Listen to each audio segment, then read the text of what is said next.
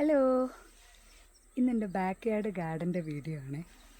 ഞങ്ങളെ ബീൻസും മറ്റേ കുക്കുംബറൊക്കെ കുറച്ചായിട്ടുണ്ട്. അപ്പോൾ ഇന്ന് ഞാൻ ബീൻസും കുക്കുംബറൊക്കെ പറിക്കാൻ പോവുക. അപ്പം നിങ്ങളെയും കൂടെ കാണിച്ചു തരാം. കാര്യമായിട്ടൊന്നും വളർന്ന് തുടങ്ങിയിട്ടില്ല, പക്ഷെ എന്നാലും കുറച്ചൊക്കെ ഉണ്ടായി തുടങ്ങി. ബീൻസ് നന്നായി ഉണ്ടായി തുടങ്ങിയിട്ടുണ്ട്. ചെറിയൊരു കൈപ്പക്കൊക്കെ ഉണ്ടായി തുടങ്ങി.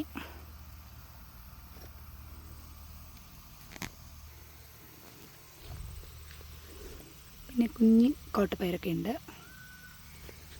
പിന്നെ ഇത് നാട്ടിലെ ചീര വിത്ത്, അത് കുറച്ചൊക്കെ വളർന്നു വരുന്നുണ്ട്. പിന്നെ ഇത് അതേ ഇട്ട വിത്തായിരുന്നു ചീരേൻ്റെ. തോന്നുന്നു മിന്നാവിനെ അങ്ങനെ വന്നതിൻ്റെ ഇലയൊക്കെ ഒന്ന് കടിച്ച് പറിക്കുന്നുണ്ട്. പിന്നെ ക്യാപ്സിക്കം വലുതായി. തക്കാളിയും കുറേ വന്നിട്ടുണ്ട്.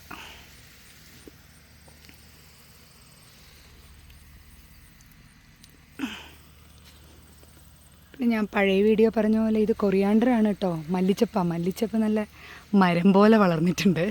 ആദ്യമായിട്ട് മല്ലിച്ചപ്പ് ഇത്രയും മരമാവുമെന്ന് എനിക്ക് മനസ്സിലായത്. പിന്നെ ഇത് നമ്മളെ വഴുതിനങ്ങയാണ്. അയ്യോ, അതിലൊരു പൂവുണ്ടായിരുന്നു, അതൊക്കെ നിലത്ത് വീണു. അതൊന്നും വരും തോന്നുന്നില്ല.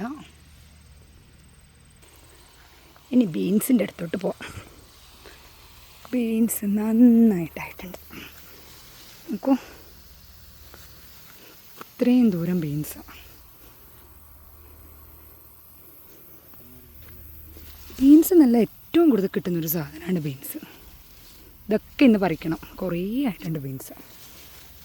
ഇതിൻ്റെ ഉള്ളിൽ മുഴുവൻ ബീൻസാണ്.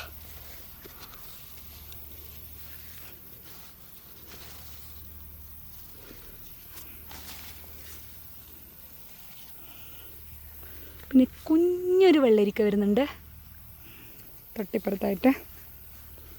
പിന്നെ നമ്മളെ കുക്കുംബർ കക്കിരിക്കയും വന്നു. പിന്നെ ഇത് കുമ്പളങ്ങയാണ് നട്ടത്. പക്ഷേ എനിക്കിത് സാധാരണ വരുന്ന നാട്ടിലെ കുമ്പളങ്ങേനെ പോലെ തോന്നുന്നില്ല. ഒരു സൂക്കിനി വരുന്ന പോലെ തോന്നുന്നു. പക്ഷേ സൂക്കിനീൻ്റെ ചെടിയാണ്, ഇങ്ങനെ പടരുകയില്ല. ആർക്കെങ്കിലും എന്തെങ്കിലും ഐഡിയ ഉണ്ടെങ്കിൽ പറയൂ. ഇവിടെയും ഒന്ന് വന്നിട്ടുണ്ട്. പക്ഷേ ഇത് രണ്ടും കുമ്പളങ്ങയല്ല. പക്ഷേ കുമ്പളങ്ങേൻ്റെ വിത്താണ് ഞാൻ എന്തായാലും ഇട്ടത്. അപ്പം ഇതെന്താണെന്ന് എനിക്കൊരെത്തും പിടിയും കിട്ടുന്നില്ല.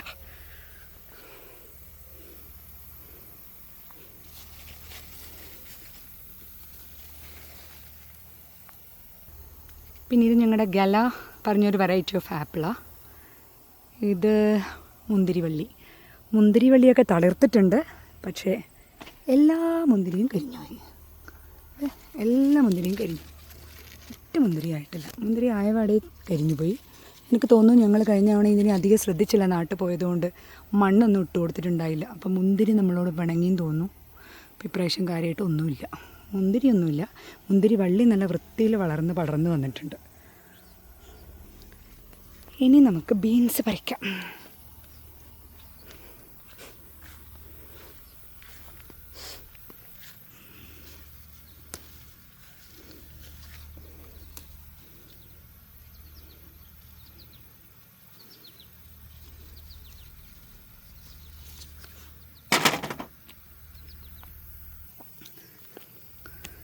സത്യം പറഞ്ഞാൽ ഈ ബീൻസ് മുഴുവൻ ഞാൻ പറിച്ചിട്ട് ഫ്രീസ് ചെയ്യാറുണ്ട്. നന്നായി കട്ട് ചെയ്ത് ഉണക്കി ബീൻസിനെ ഫ്രീസ് ചെയ്യും.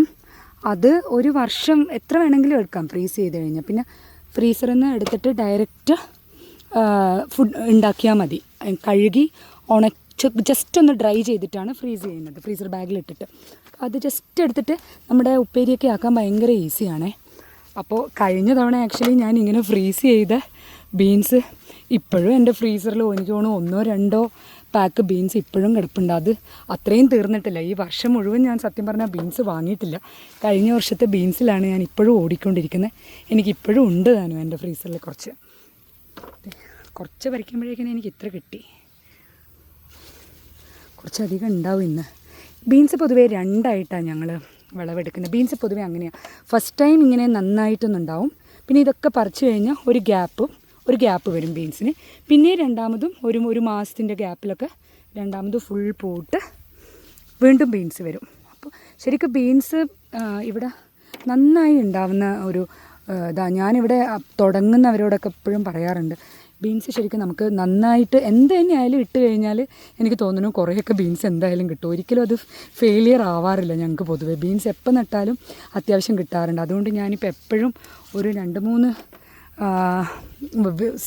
പാക്കറ്റ് സീഡൊക്കെ വാങ്ങിയിട്ടിട്ടാണ് ബീൻസ് നടുന്നത്.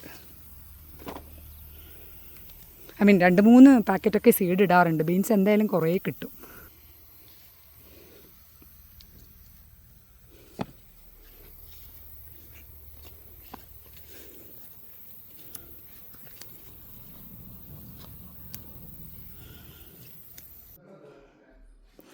അപ്പോൾ ഇതാണ് ഇന്നത്തെ ഹാർവെസ്റ്റ്. ബീൻസ് എനിക്ക് തോന്നുന്നു അത്യാവശ്യം കുറേ ഉണ്ട്, ഒരു 5-6 പൗണ്ട് കാണുമായിരിക്കും.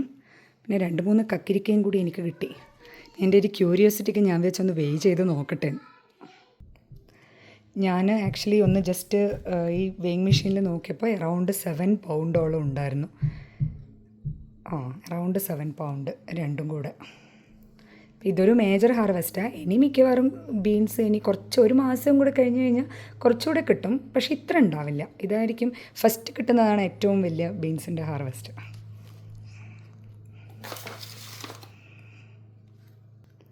Thank you all for watching.